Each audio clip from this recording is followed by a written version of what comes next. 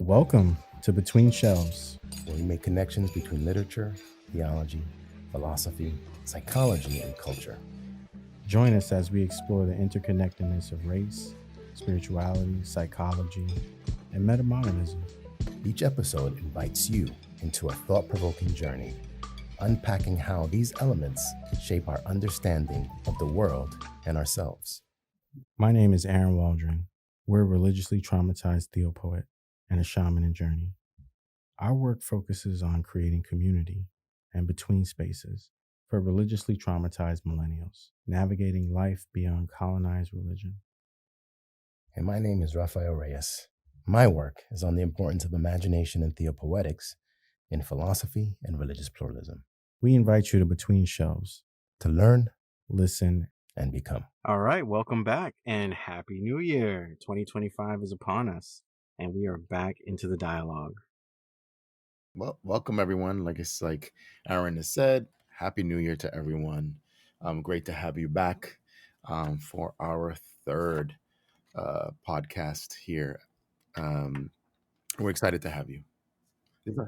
It's our fourth. Man, you're right. It is our fourth. I'm thinking in categories, and but you're right. This is our fourth time gathering together. So that's awesome. That's awesome.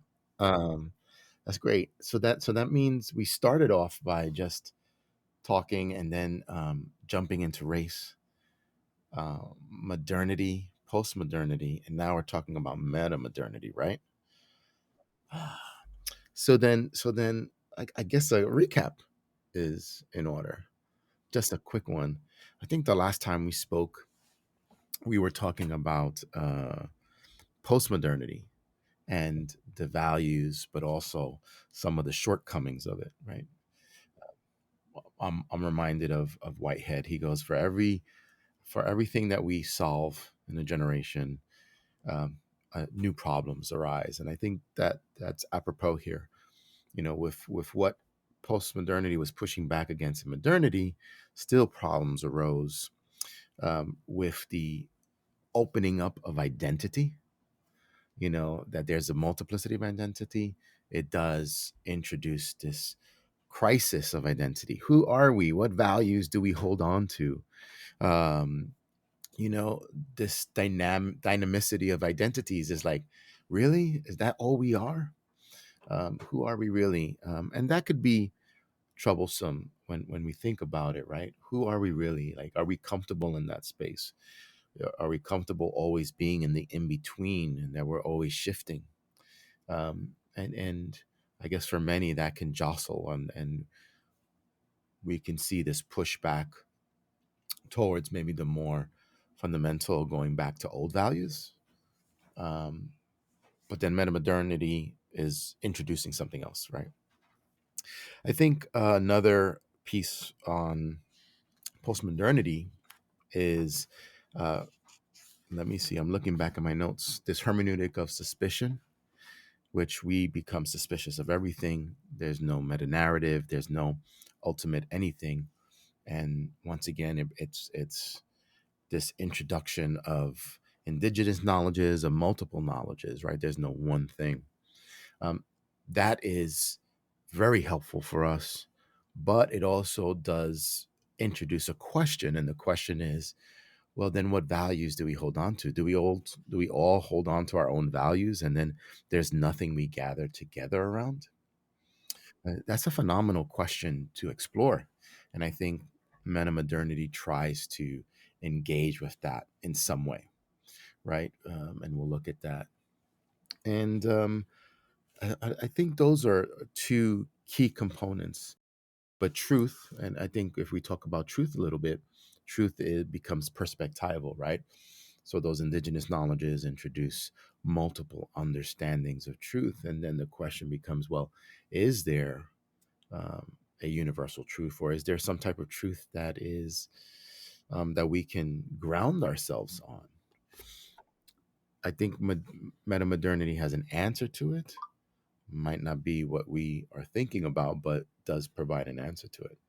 And I think that's a good segue um, into thinking about metamodernity.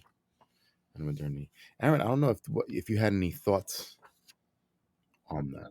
As you were describing and recapping, it was like, holy cow, like that's my life.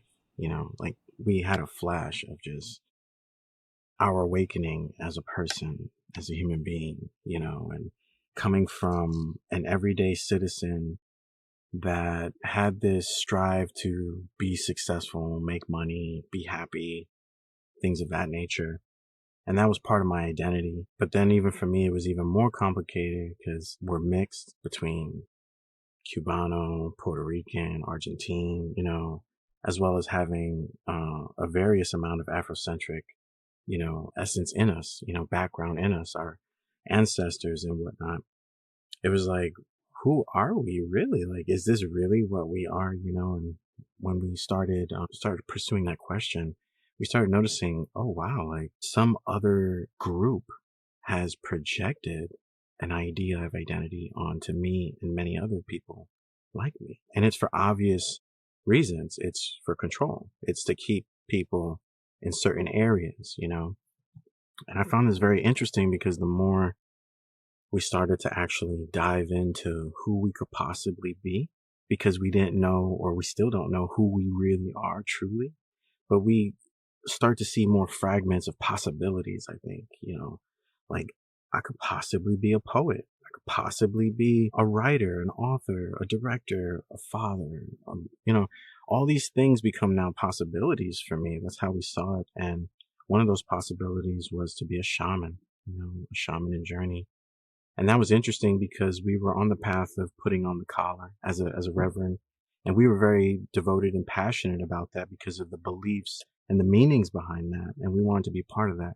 We felt like that should be part of our identity. But, the way that life happened, those passions and desires became traumas and then pushed us into a whole nother path of pursuing an identity as this kind of nomadic spiritual figure or symbol that's not necessarily accepted within religion, is not respected in various spaces, and is demonized in a lot of spaces.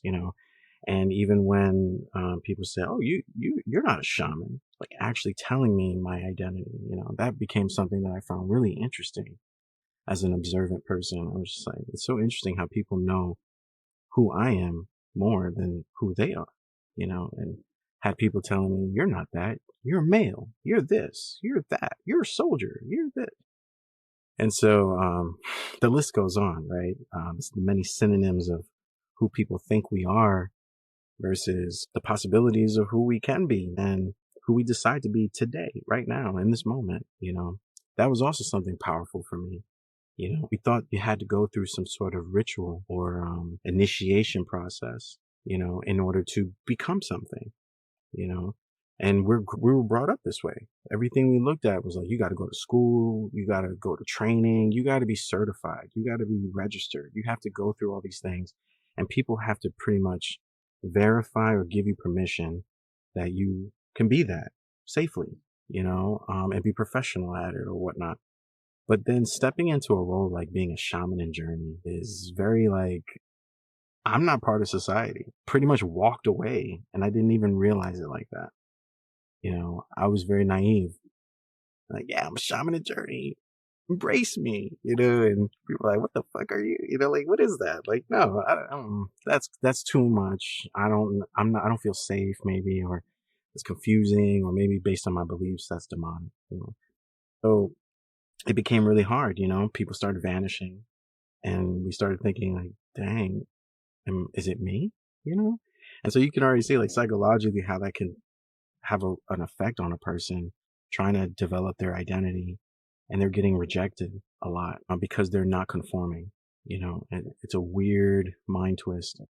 And so, we kept going, and here we are standing on our own 2 feet today, and we're more proud of that decision than going back to conforming. It's not about me being better, but I honestly do feel more comfortable in my own skin because I've taken this path and I've began becoming, like Alfred Whitehead would say, Alfred North Whitehead. This idea of becoming, just love it because it's a process of developing identity, Mm-hmm.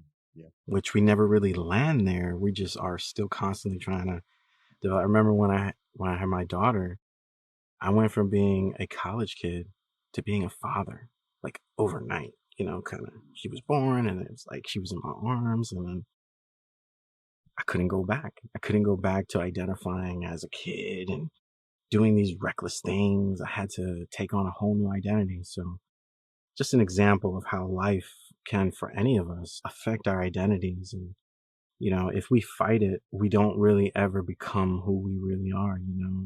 It's not absolute, but it's kind of hard to tell people to let go, because let go is a very vague description or guidance. You have to learn for yourself how much to let go of what you think you are and what you think you're not. Like, a part of me was very traumatized by letting go of my Christian identity.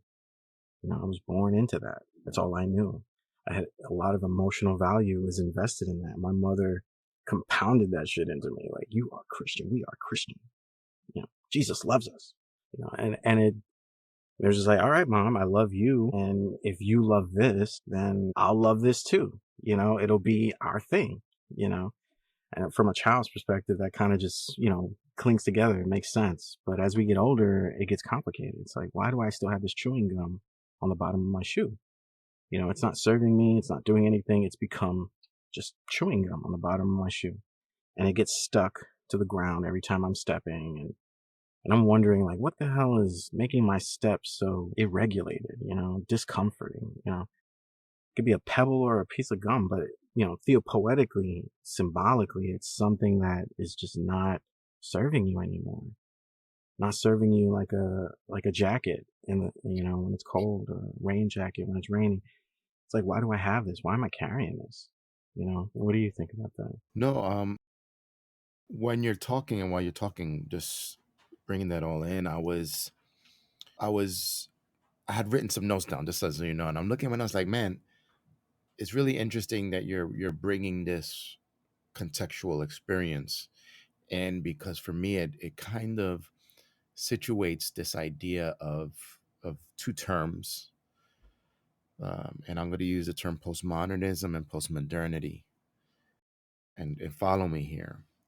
For you, it seems like you were saying, "Hey, I was in a time frame that really no longer fit for me, and I needed to look for something else." Whether if it was modernity and then you found postmodernity, or if you're in the postmodern space and you are looking then at a meta modern space, and I think it's important to differentiate the two, because when a lot of the times when we're reading and talking, having discussions, it's so important and valuable to see those nuances and those differences. And so that's what I was thinking about when you were talking. Is like you actually in a very contextualized experience broke those two down for me. Um, so if you don't mind, I kind of want to show what I had written down. I think we've been talking about these two different terms, postmodernism and postmodernity, um, because when we talk about metamodernism, there's it begins with metamodernism is a structure of feeling, and that caught me because I'm also I just started reading this book, Faith and Culture by Bernard Eugene Milan. It's an older text, and but in that text, he writes, page 202. I'm not getting geeky, everybody. I'm just gonna put in there. He goes, Schleiermacher and Whitehead have had a preference for feeling as the ultimate context. Feeling, and he's on point there. They talk about feeling. Metamodernism is a structure of feeling. Postmodernism is a structure of feeling, and what they mean by that, something that anticipates, something that precedes what becomes fully crystallized, right? So a lot of the stuff we're doing is feeling what we're experiencing, right? We're feeling something. It's like there's something different. And you said the chewing gum under the shoe. That's feeling, right? There's this feeling that's there. It's like this is uncomfortable and I need to move on to something else. But I want to say when you got to the mother, she says, no, you just have to do it. Postmodernism is that structure of feeling of proceeding, but postmodernity is that feeling is now concretized and crystallized in everyday life. That's the gum under the shoe that people are walking on and are now getting uncomfortable and are saying, okay, this doesn't feel right. I'm on to something else. I need to do something else. And so I hope you got that part where I'm like, oh yeah, that's postmodernity, that's postmodernism. And it segues into modernism. Um, all of the things we're talking about at one moment were structures of feeling, right? This feeling like we need to, what are our values? What should we be focusing on? We've gone too much the other way. How should we be thinking now, right? So if we look at postmodernism, they were actually critiquing modernism. He goes, why are we all united in this one? It's hiding capitalism, is hiding colonialism, is hiding all these things. We need to break away from that. Be honest, be truthful. Let's, what is it hiding? What is it keeping us from? And we found value in it, but now we're introducing new problems. Now we're saying, oh man, we've gone too far on the pendulum of the other side. What do we do now? Right now, we're fully in postmodernity, in which we're feeling every social experience is defined by that postmodern thinking that's in place. Capitalism has taken over it, right? And like now everything's differentiated, everyone's hyper individualized. There is nothing that is combined. Everyone has to individually do this. Everyone has to individually do that. So so so you know, the technology and the businesses and the frameworks have taken advantage of postmodern thinking and used it against us, if you will, right? It has both goods and bads. And we've lost certain values. um, for instance, if I create a company that's looking to only make money, I lose the fact that I'm part of a community, and that a business is always meant to serve a community, not to serve my needs, but to serve everyone's needs, right? Um, that gets lost. That gets lost because I have to make sure the shareholders who have invested, if I make it public, and make sure that their values are met. Uh, a, a, a prime example of someone that goes against that is Costco. You saw in the news, Costco says, "Hey, then the shareholder says we should move away from DEI," and it says, "Respectfully, we heard what you said, but we find it pivotal to our success that we maintain DEI." That's actually countering um, that hyper individualization, countering this hyper framework in which we don't care, we don't have morals, we don't have this, we only want to make the dollar, the almighty dollar. And they're saying no, that there's value in this. There's value in this. Um, and it breaks away. It breaks away from that. So there's this idea that postmodernity has fully infiltrated in a negative fashion in some of these areas. We now have a new feeling, right? There's a new spirit. Maybe there's a new haunting, if we want to use a Marxian term. But for me, I first heard it in one of Catherine Keller's texts. This idea of haunting and the spirit of which I'm always grateful for. There's this new spirit, there's this new structure of feeling that we're trying to crystallize, and it comes in the term metamodernism. Um, and it begins with metamodernism is a structure of feeling. It is a feeling. It's an ethos. It's a culture that's forming that we need to be listening to, and not only listen to, but but turn it into a hermeneutical tool to now see through. And that's like the first part. Metamodernism doesn't have any labels right now. We're still forming it, right? It's still formulating ideas as to what it is. Um, so it's nothing fully defined, and yet we see certain principles that are kind of in play. There's certain principles that are in play. Um, and I wrote down a couple of terms that are there, but the one that always catches me is this term of that one of the guiding principles of meta-modernity is that there's an oscillation. Oscillation. So, I think of oscillation maybe as that eight, the eight, that universal principle of it's going now. Or you could think of the pendulum back and forth. I kind of like the eight a little bit better, but that is so pivotal and critical for me. Um, and This book here, excuse me, Meta-Modernism and the Return of Transcendence by A. Severin, edited by Dempsey. Dempsey is uh, someone that's been writing heavily and rehashing or rebringing out a lot of authors and synthesizing it or bringing them all together to talk about it and it as how it engages with culture and religion. But but this term of oscillation and going back and forth, of looking at both modernity and postmodernity, and saying that it seeks one, knows that it can't only survive there, and goes back. So, for instance, postmodernity sort of had a loss of values, or saying we're not going to get values from this one particular group or this universal group, and we kind of find it in our own. But then it says our own values also need central values, or values of a group. So now it oscillates back. It has to go back to, well, what group can I go to that has values that maybe somewhat align, or that engage what I'm thinking, right? It helps me to grow. Okay, but then what do I think? And so then there's this back and forth movement that's happening.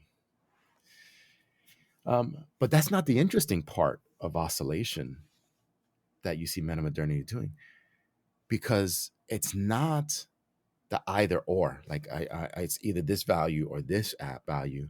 They say it's the both and that's the beauty of what I see this oscillation going to.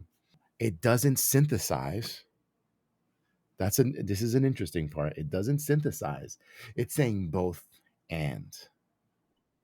I want to think of the word matrix here. Let's keep that. Let's take matrix and put it. I'm not talking about the movie. I'm talking about the term and what it means when we look at it, maybe in categorizations and all that stuff. And I'm going to put a pin on that. It's not synthesizing from a Hegelian sense. Um, if there's any Hegelians on there, you might combat me. I understand.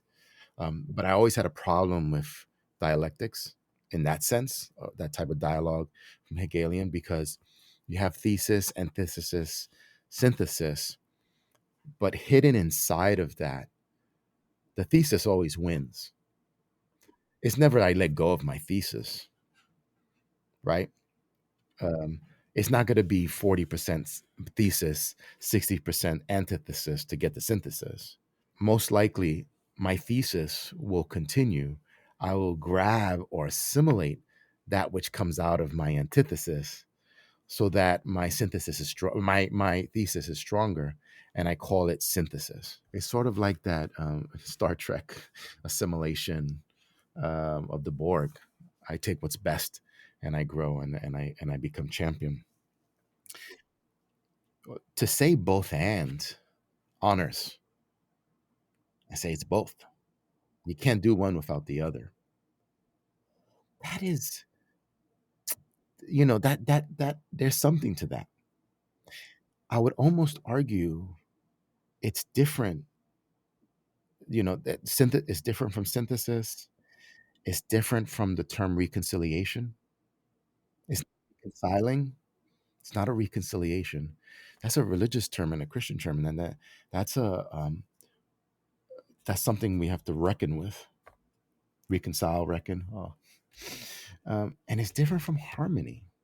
Both and is different from all those, and oscillation is different from all of that. And once again, I want to take this example from the text, because I thought it blew my mind, because it's like, yes, that's how it would be. The book said, if you think about an LED light, and he goes, not just a regular LED, but it's the one that's spinning, and then the LED lights show, and it could do words and everything like that. So if you think about that, it creates the illusion almost of the words. It creates it in out of thin air. Um, but he goes, what you're doing is you have an oscillation going on, and it's in within that oscillation, within those that revolving, that something arises, something emerges out of it. And I'm like, oh my gosh, that's what Alfred North Whitehead, Catherine Keller, Roland Farber say about this, using a field of force, or the many becoming one, increasing by one. We have this sort of creativity that comes being between the two, and seeing what arises out of it. To say you can't, that creativity, or what arises out of it, or the identity arises out of both of them at the same time, oscillating, going back and forth between the two, and that it's never one or the other. It's not an either or. That's mind blowing to me. John Sallis, Force of the Imagination. That's another text. He talks about the imagination, and he says what the imagination does is that it takes everything within it, and it pushes it all together in the most tightest sense. And he does this distinction. He goes, but as tight as they are, they're all separated. But he says you look at it topographically, you hover over it to see what it looks like. And he goes, after the imagination, what's left is that they're still separate, but you were able to see it together and realize some image, something that arises out of that, which creates a vision, which creates possibility to move forward. And it's not concretized, not at all. Whether it's identity, whether it's a vision for some plan or anything, it's not concretized at all. That comes by way of process of moving forward. But there's a beauty to that. I think that's somewhat of an oscillation topographical. It's like this in and out, this in and breaking. Gaston Bachelard does the same thing. He goes, once you hit the ceiling breaks, and there was nothing really there, but what we have is what we learn from it and what we gather from it, right? We can stop the oscillation. I could stop that oscillation forth. And the thing no longer is there. But what you got from it is powerful. What you got from it is powerful because it's that back and forth movement. It's not saying it only is this or it only is that, but requires the back and forth of both. That's why it's different from synthesis. Synthesis probably has a feeling of coloniality in it. Harmonizing is it could be there, but I don't know what that harmony would look like. Reconciliation sort of like is coming back, but is that true what we see in oscillation, you know? And I would almost say that maybe it's more akin to harmony than the other ones. But even so, oscillation is something really fascinating, groundbreaking for me, but things that I've been seeing from writers like I mentioned before, Roland Farber, Catherine Keller, even Alfred North Whitehead in his own writings. They've been, I think, for me, I see them theologically as forerunners of that. And so that oscillation is so valuable for meta-modern thinking and meta-modernism there. I think that's one of the guiding principles that I hold on to. I don't know if you had any thoughts. Hey there, listeners. Dr. Waldron here. If you're enjoying the deep dives in today's conversation, we've got something that might interest you. Throughout this podcast, we mention a variety of books that align with various themes, concepts, ideas, as well as theopoetic, symbolism. Whether we're talking about metamodernism, psychology, spirituality, film, or even philosophy, by using the Amazon affiliate links we've provided in the episode description, not only can you get your hands on these books quickly and easily, but you'll also be supporting this podcast project at no extra cost to you. It's simple. It's a really simple way to show your support and help us continue bringing thoughtful, enriching content your way. So the next time you're curious about a book we discuss, click the link in the show notes or in the description. And thank you for helping us keep this journey going. With that said, let's get back to the dialogue. Yeah, as you were talking, thank you for that. We were thinking from our film perspective because we love film so much. The film called Moonlight in 2016 was published. For anyone that's not familiar with Moonlight, it is a film that portrays the evolving identity of a young person of color, or you could say black, a male, across three pivotal stages in his life. It emphasized how relationships, environment, and self perception shape our identity, our journey of self discovery. And it's interesting because in this film, the character is oscillating between opposing forces as well as oscillating between different identities. So for example, in the beginning of the film, the main character's name is Chiron, and as a young man, he was navigating sexuality, and he really didn't have a father figure. His mother was struggling with shifts as a nurse and as well as battling depression and drugs. It's a really interesting tale because his mother's drug dealer ended up being his mentor, like a dad figure. Okay. And so, it's really interesting. But the young man finds himself, not being heterosexual, basically, in layman's terms. And he's not attracted to those things that heterosexuals are attracted to, which is majority everyone around him. The society and his environment looked at him and said, you should like women, you should like girls. But he wasn't interested in those things.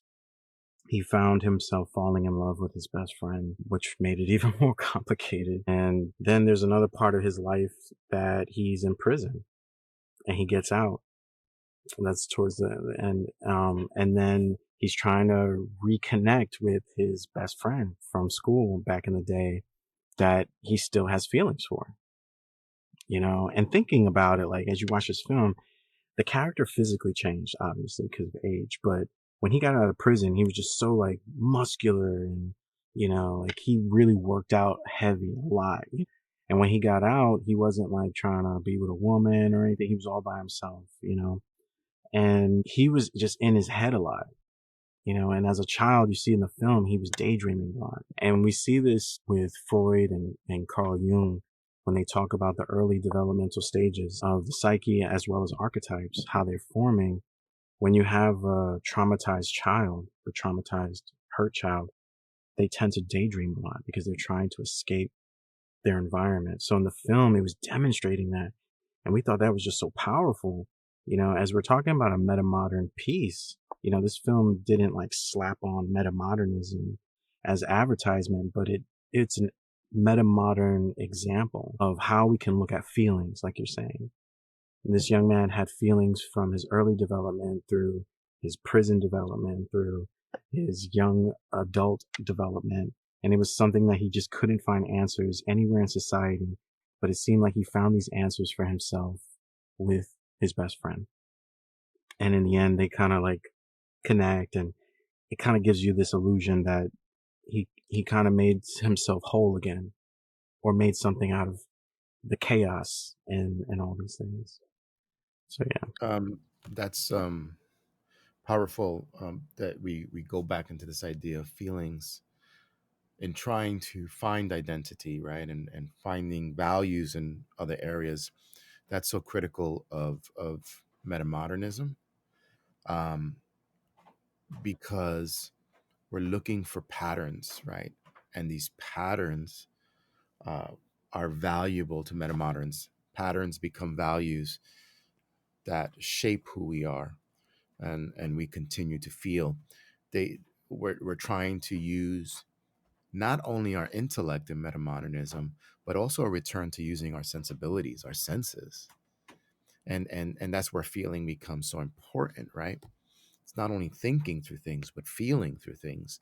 Um, and I think a key piece that you're highlighting from that film is identifying some certain sensibilities, like certain feelings, certain emotions that are important, and then understanding the motivations behind it, right? So you're saying, looking at the way the home was, daydreaming comes into play, looking at these motivations as to why things are happening, to get a sense of what's going on, and not saying this is because of this and that's it, right? So there's not like this hard causation, but that there's something much more in depth going on, with a lot more senses and everything like that.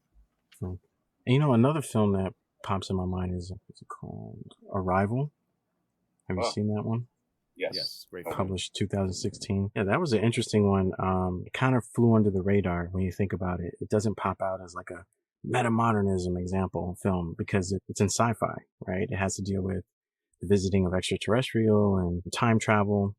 But when we look at it, hanging on to the concept of feeling, especially in the meta-modern space, you notice that the female, the main character, the linguist, she was oscillating through time, her own timeline, to gather information and make sense of it. But the interesting part about it, when she was learning the extraterrestrials' language, which is different from ours, it was non-linear. It was actually in a circular pattern, meaning it had no real timestamp.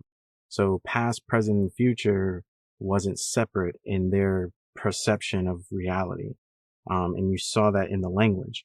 But when she started understanding the language, she adopted this pattern of oscillating, I would say. Well, I could argue that the extraterrestrial offered her basically a pattern to oscillate, like oscillate like this, and you'll see things different.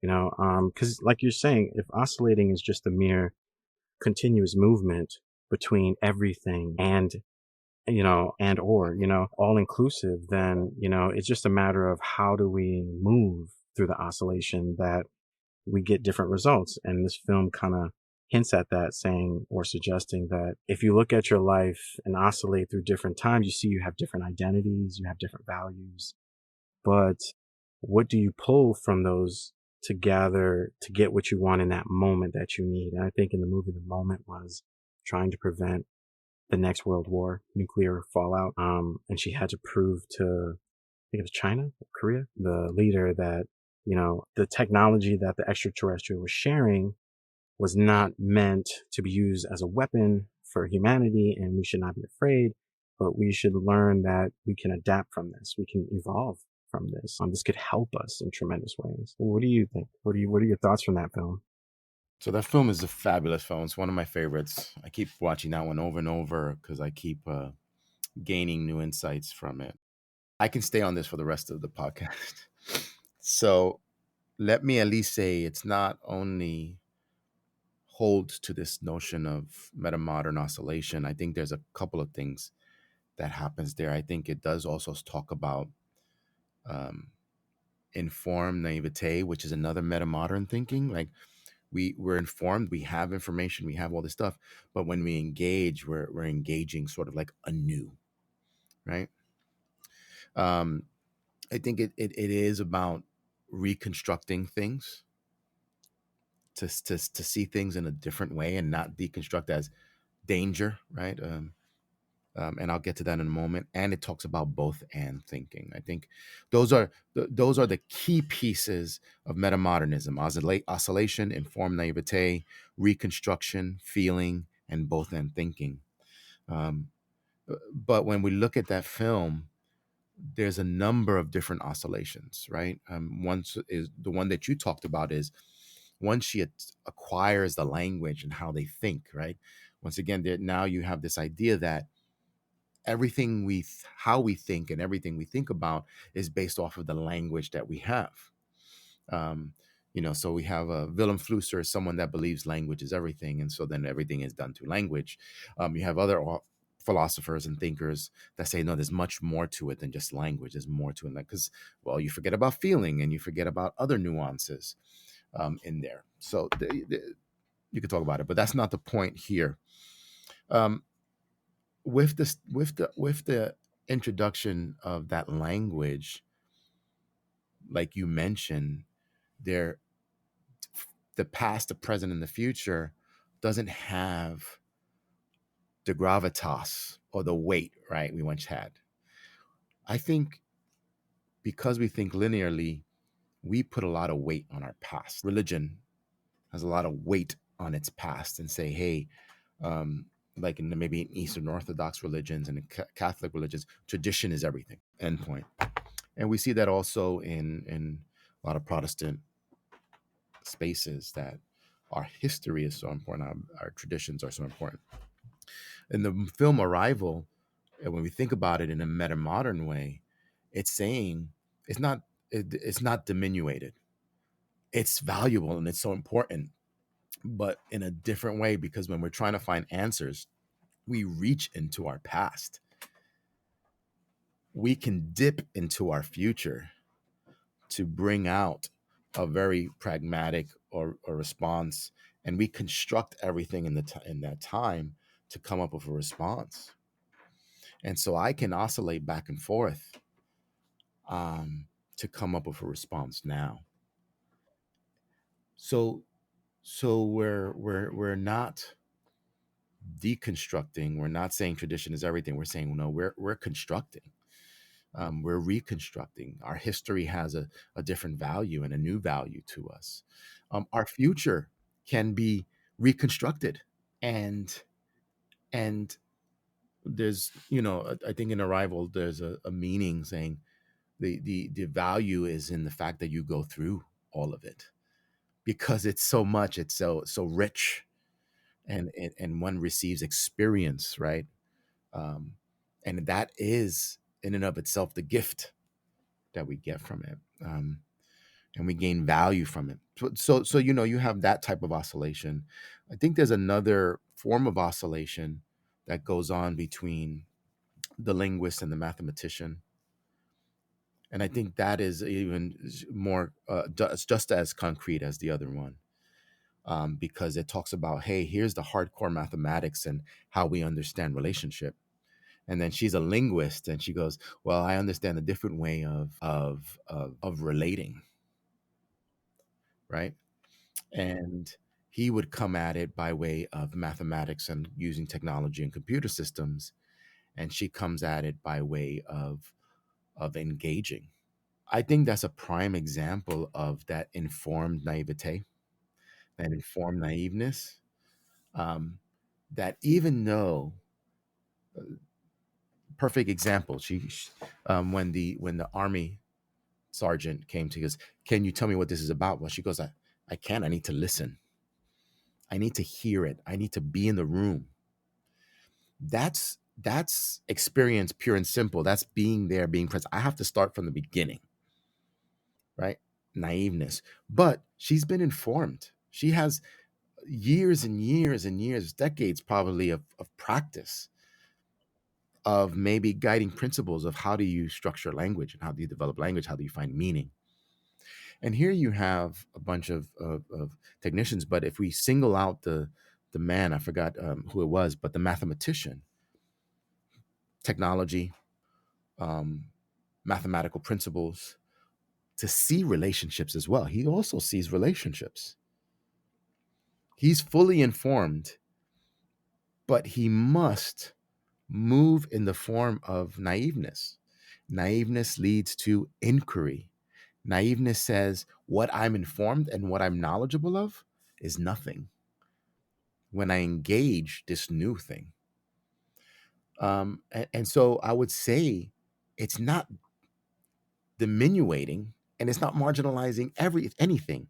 Meta-modernity does not marginalize anything, but it says all of this is valuable, so that when we engage, I can oscillate back and forth with that new information that I have, and reconstruct and build, maybe build to something more, provide alternatives.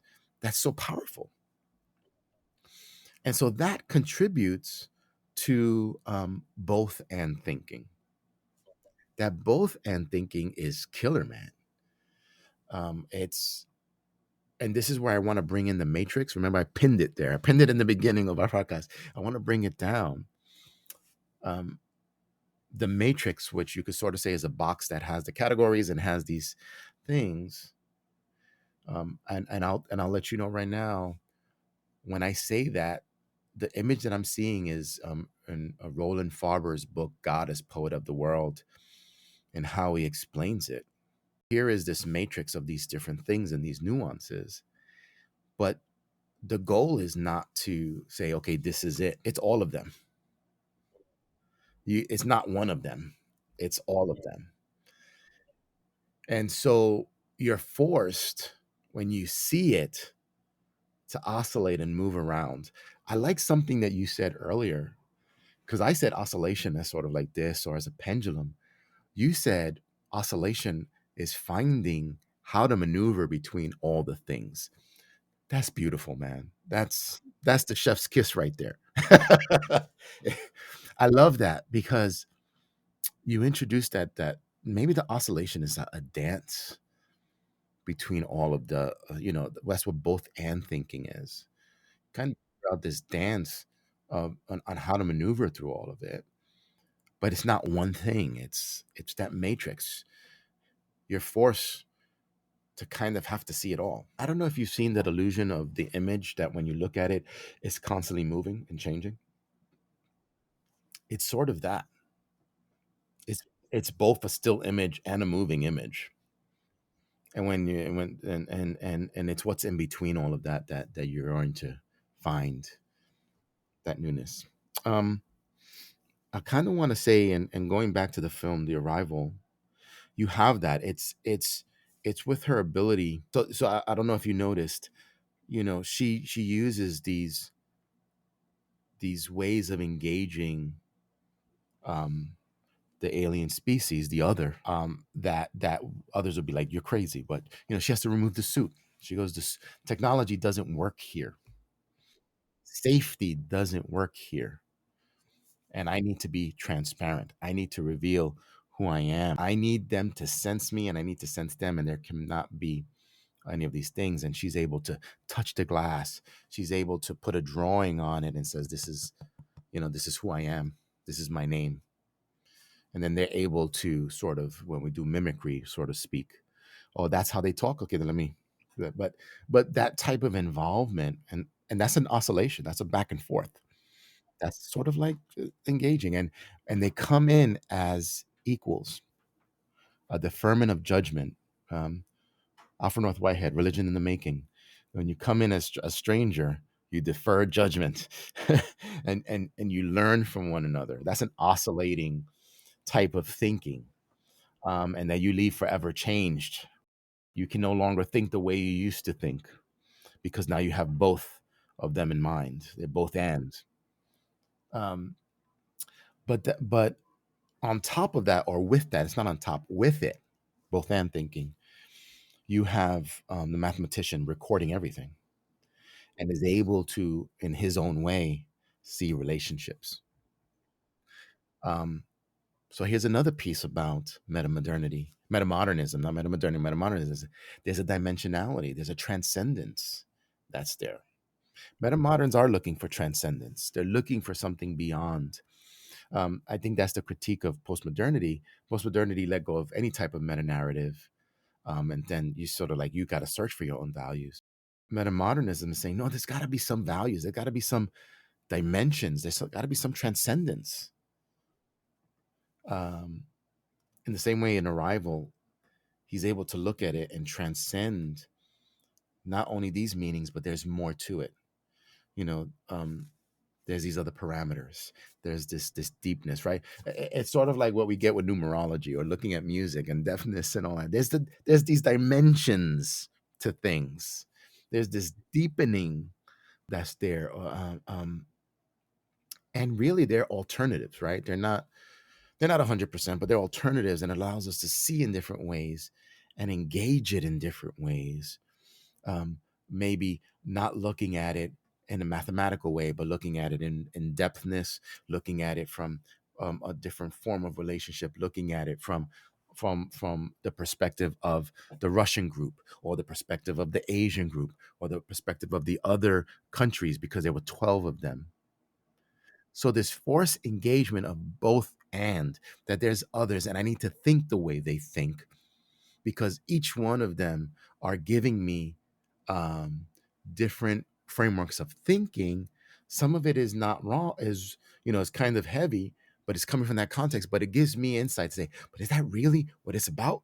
It's maybe the revelation that we all think different because of the context that we come from and the heaviness of it. But it's possible to reconstruct it to something more valuable, something that honors others to both and thinking. Um, so I'm in a way, I'm also reconstructing the arrival, because it might not have been all of that, but what I see it from metamodernist perspective, right? Metamodernism perspective of me trying to make sense of the film and how it relates to the world. Uh, but with that, metamodernism is powerful in what it's trying to do, because it's trying, definitely, I don't want to say reconcile no more. It wants to oscillate those two worlds and say, I can find value, I can provide alternatives, and I want you to see, right? I invite you in to see what that is, which is a pushback against any form of hyper individualism to some type of community, right? To some type of formation of values. But it's still there. You can see my individuality, and we can see it in community. Um, there is informedness, right? There is this, we have so much information. We can't lose that. We can't lose that of who we are. But I still come in with a form of inquiry and newness and adventure. Um, and the goal is to even reconstruct the self in terms of identity. um, and that comes in by the way of, when the female is using that language, she's starting to see past, present, and future. We don't see it until much later. That's what's going on, but that comes because we accept the other as other into ourselves, right? Deferring judgment, not it, not and that way. I think that speaks to, and I'm not, but I think that speaks to this question of race a little bit, right? On that. So I kind of want to pause. I've been talking so much. You're on a roll, man. The two things that came up while you were talking actually inspired me to think about it. One piece is to add on to your analysis of the movie Arrival. The two characters, the male and the female, which their names escape me, but for sake of the dialogue, it's the linguist and the mathematician. It's interesting how theopoetically we see the linguist was a female and the mathematician was a male. And it's interesting that these two characters have characteristics that are similar to masculine and feminine, or masculine and femininity, which is found in both are found in all of us. But it's interesting how you see the female character is the one that says, I need to connect. I need to, go beyond the technology. And the mathematician perhaps maybe favors the technology because logically it's like we've been compounding and building upon these are advancements, right? That's how we understand it. So why would we not use it? But then, like you were saying, you were alluding to, is the female, the linguist, she goes back to a very primitive technology, our five senses. Like you're saying, the feeling is part of the five senses, but she needs to hear it. She needs to be in the room. She needs to see body language. She needs to see all these things that her biological technology is blocked by if she's in a hazmat suit and she can't use these senses. And in a weird way, we see it also as like by wearing the suit, you're symbolically showing fear. You're afraid of your environment by wearing the suit. Her, on the other hand, she's showing like, I want to be one with my environment. I want to be natural, organic. This can go many ways, but you see what we're saying here. Like in the movie, I don't know if they meant to do this, but it really plays out. I don't believe it's a coincidence that she plays a female role, and her colleague who becomes her husband, um, or co-parent, is a male, and comes from this, logical 1 + 1 = 2 every single time. And she's like, well, maybe we need to rethink this. I think there's something else. And then you got, like you said, the military, which is also an epitome of logic, right? Like, military strategy. Epitome of logic, epitome of patriarchy, Of everything. course, of course. But more importantly, to highlight this example, the military being this predictable thing. We were talking about, I think, 2-part dialogues ago. Predictability and unpredictability, right? She's going a route that's unpredictable, and the mathematician and the general or the military is going a predictable route. You even see it when the general is like, look, I need tangible results. I don't have time for this maybe or whatever theory or spirituality even. I need to report to the president. I need something hard, real, materialistic, that can be measured, because I have people that are judging me upon these things. I need to produce, right? These things. And she's just like, well, it's not like that here, especially because we're dealing with other, and we're not familiar with other, this whole process, or maybe even a process of oscillating empathy, trying to understand other, like, why did you come? What are you trying to share? Because even through the movie, they're like, did you share a weapon with us? Why would you do that? And all these things, and trying to uncover that they're from our perceived future. And by us knowing this ahead of time, we can, avoid something catastrophic that affects them. And it's really interesting when we look at that kind of perspective of the movie, the story, where these other beings from a different timeline jump to our timeline to, share this, to suggest that if we didn't share this with you, we were going to perish, and it kind of, as a viewer of the film, you kind of step back and say, wow, the whole time I've been rooting for the humans, but it's not even about the humans. It's about the others. And they came back not to reconcile, but they came back to oscillate, right? To get something done or bring something from the past or whatever have you, to share it so that the future can look different, and not in a tragic way, but in a better way, So I just wanted to add that, because I thought that was really interesting. I was like, oh, I didn't notice that the figures themselves can represent these masculine and feminine roles, you know, like femininity being a reflection of wisdom, patience, passionate, like a mother. And then the logic being, like logos, masculine, powerful, action orientated, right? We just take action, just let's do it, do it, do it, do it. And the female is like, well, let's think about it. So you're right. Bringing these two together, it's like a hidden message of saying, like, for all of us, action's great, but we also have to consider, these other things. And especially now, bringing it into real life. When we live in a society right now in America that's predominantly hyper patriarchy, hyper masculinity, we don't have the luxury, for the most part, to feel. Everything's happening all at once, and it kind of just numbs us, like, I don't know, but not to be all morbid or anything like that, but it's just a reflection of just how we see the people and how we engage with people, strangers in the community, and people are just numb, and if we wanted to go back to a point where we feel, you would see more artistic expressions and more vibrancy and things like that. But there's so many things in place that seem to be countering that. And I'm sure this is not, news, this is old. This has been happening for so long, the oppression of anything feminine, anything that's related to femininity is definitely oppressed, because, they realize that if we have this component engaged in our life, we're not as controlled. It's weird, right?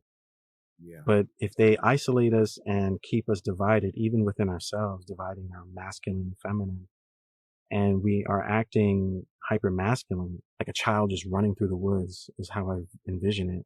Like, that's the epitome of masculinity. Like, this quick action, strong, endurance, capable, but aimless.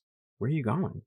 and without the feminine piece helps us identify ourselves, even sit down and consider, like, who am I? Who do I want to become?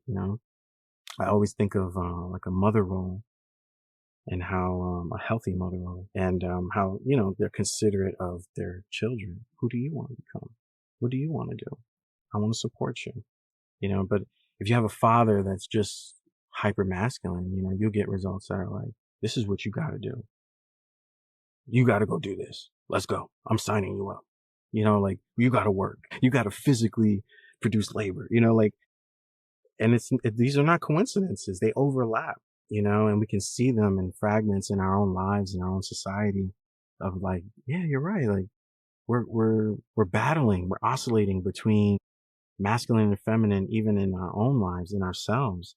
And when we are trying to become, these things are present, but it's challenging because nothing outside of us is helping us navigate this stuff. Our education system is not contributing to helping us think about these things for ourselves. And so, like, it becomes very complicated when we become adults or even parents, and it's kind of just sprung up on us. Like, I didn't even think about that. And then it's just this rabbit hole of unraveling that can be really traumatic. Like, I know a lot of people talk about awakening and becoming, self-identifying is so liberating and great, and it is, but the reality is it's traumatic. It really is, because you're breaking away from an old way of thinking. You're breaking away from something that was like an umbilical cord, you know? And like, now you got to think, well, how do I survive without being fed? Like, becoming self-sufficient is a scary thing. It requires community. We're beginning to understand, we're still learning, but there's so many things that we've come so far to think about in terms of identity that it's like, we can't do this by ourselves. Maybe the oscillating also is with people, like, it's a very, like you're saying, a multi-dimensional thing where the oscillation is not binary. It's just so it's like we're looking at some sort of shape that has infinite sides. You know? Yeah. I use, well, I first heard it from Roland Farber. He wrote in his book on an introduction to process thought, process theology. He goes to fields of force, a field of force which is all around, right? And so whatever's in there, that's what you got, right? So it comes from multiple angles. It's not a binary, even though we tend to think binary because it's simpler for us. But I think to have a field of force is rather interesting, just because whatever's bound within that space is what we deal with. And it's contextual, right? You can't have I mean, even if you would say the field of force is the universe, well, that's still very contextual, very wide context, but it's still contextual. And then when you start thinking smaller and smaller, the field of force small, that gets more more contextualized, but it is there, and like you said, it's how to oscillate and dance within there. um, and with that, I'll just share that as you were talking, realizing, uh, I think you're right. I mean, you can bring in masculine and feminine tendencies, qualities, in that, the aliens came in pairs. Talk about this circular, and their language is circular. It's full. It's almost in forms of harmony, yin yang. If you wanted to do it with bringing that full circle in, um, you know. But when you see talks on the army side in the United States, they're mostly fully masculine, with only I just looked it up, Dr. Louise Banks, if I'm not mistaken. Um, the only one actually that's a doctor. The other ones don't have doctors. The mathematician's name is Ian, and he doesn't have a doctor in front of him. So that's interesting for me. There's this play. There's something there on that. But nevertheless, um, she's the only probably feminine female there, fighting to say, hey, there is this other perspective. I would just wanted to say that, as a Puerto Rican, My wife is doing studies on Taino studies, and one of the things she does is a story. One of the stories of how the oceans and the island of Puerto Rico began, or the islands began, and the golden flower, the story of the golden flower. You have this feminine and masculine characteristics at not they weren't warring with each other. I mean, you could take it as that. They weren't warring, but they came about the flower in a different way. One asked us to explore, to question, but the other one forced us to act. And it's always a fight between the two. The rivers didn't become unless there was an action done upon it. The question is always, could it have been done in a different way? Listen, what do you hear? What are you hearing? What does it sound like? As opposed to the other one to say, well, what's inside of it? It's an interesting engagement there. Um, I will say to bringing in metamodernism, you know, looking for richness, looking for values, looking for a culture is important, and we're looking for a depthness or an alternative to what's out there. That's definitely something that metamodernism is bringing in, that I do see happening in the films, right? Whether it was Moonlight or Rival, even Everything Everywhere All at Once. You know, we didn't get to talk about that. It's there as well. You see that these are looking for value, are looking for importance when coming out of the postmodern framework, and everything's deconstructed and everything's hollowed out, saying, well, then what do I got left? You know, um, we're looking for something that transcends us, brings another dimension to things, in which we're starting to see new integral spiritualities, these integration of religions and pushback, right? I think meta-modernity is also introducing a pushback to maybe older ways. So we can see a rise of conservativeness, a rise of fundamentalism as a way of responding to a meta modern. Like, oh, we've lost our values. And then we have this other side, which is more progressive and saying, I don't know if we can go to the back to the past, but past is valuable for me, right? And we can learn from it, and we can move forward to something new. Um, I think that's what we're getting out of meta modernism, the new, um, and I want to say that, you know, looking at some progressive thinkers, I want to still lift up, you know, those that I've read that I said, well, these were meta modern thinkers outright. And I would like to throw them into the meta modernism space.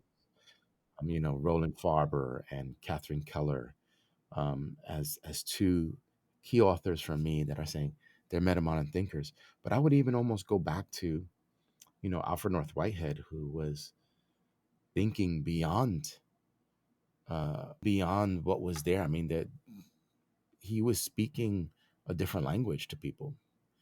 Um, he was talking about alternatives, the alternative ways, really opening up a field within religion and science and mathematics and metaphysics, that we're still unpacking now. I mean, if a lot of the critical work that's being done, it's like, can't believe he's saying this. It's like this guy's ahead of his time. So, with that, there's this feeling that's been there for quite some time, uh, and is now rising the stage, probably because the right ingredients were there. The chewing gum under the shoe no longer is feeling right. Doesn't feel right anymore. So we're and we're trying to see, well, what is it? What is it? Because this fit for a bit, but not anymore.